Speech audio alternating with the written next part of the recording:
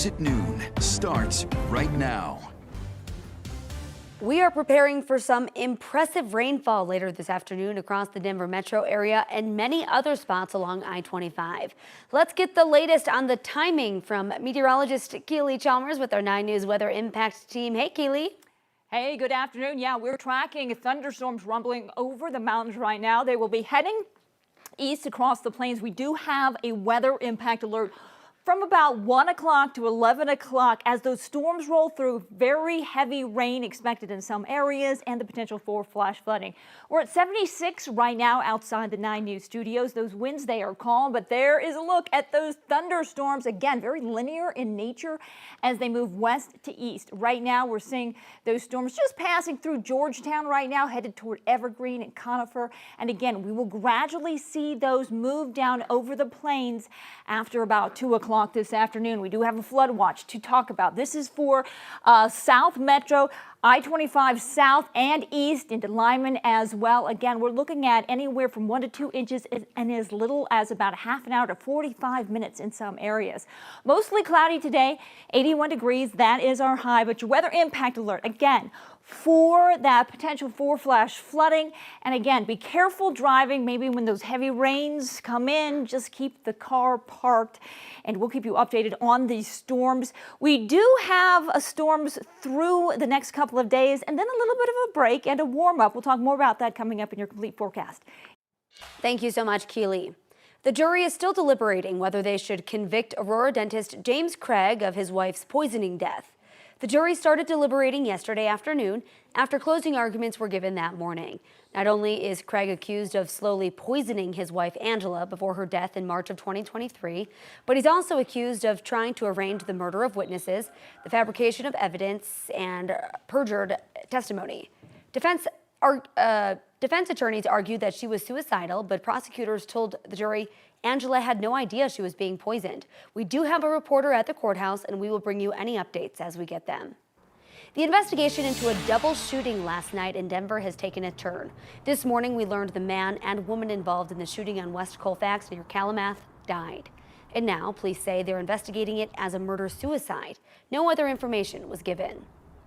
Greeley police are investigating 2 unrelated deadly shootings that happened overnight. They say an 18-year-old was shot around midnight on 15th Street after getting into an argument with a 42-year-old man. That man was later arrested. Then just before 3 a.m., a 21-year-old man was shot and killed on 7th Street. A 36-year-old man was taken into custody for the death, but we do not know what led up to it. A man from Trinidad is headed to prison for running into police cars during a high-speed chase in Castle Rock. 33-year-old Roy Elliott Casas got a 13-year prison sentence for driving a stolen vehicle into patrol cars while trying to get away. Dashcam video from the incident in January of 2022 shows him plowing through medians before officers finally stopped him with a head-on crash.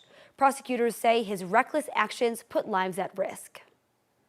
The U.S. Department of Justice is suing the state of Colorado over a law restricting the ways local governments can cooperate with immigration and customs enforcement.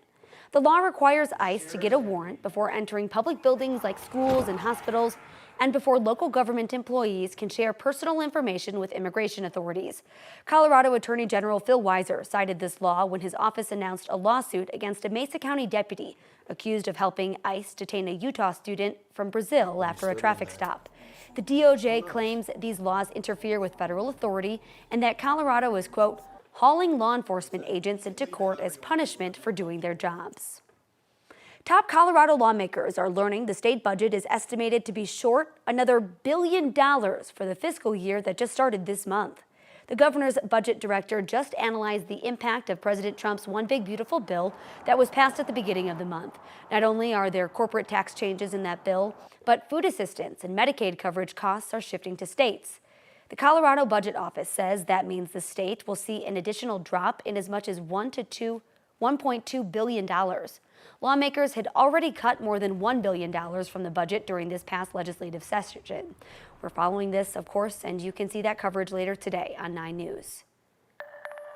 Denver city officials say they'll start sending out layoff notices to employees next month because of the $250 million budget deficit. An email sent by Mayor Mike Johnston says layoffs will start August 18th.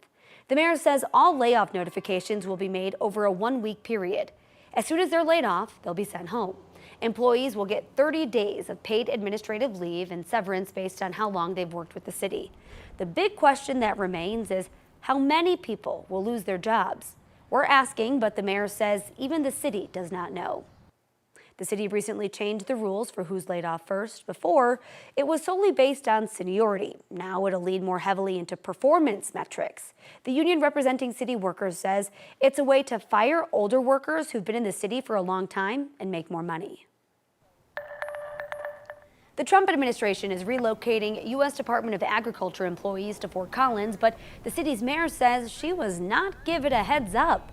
About 2,600 U.S. Department of Agriculture workers are expected to move from Washington, D.C. to be closer to farmers in 5 hubs. That includes Fort Collins. It's still unclear how many workers are coming to Fort Collins. The other cities chosen as USDA hubs are Salt Lake City, Kansas City, Indianapolis, and Raleigh.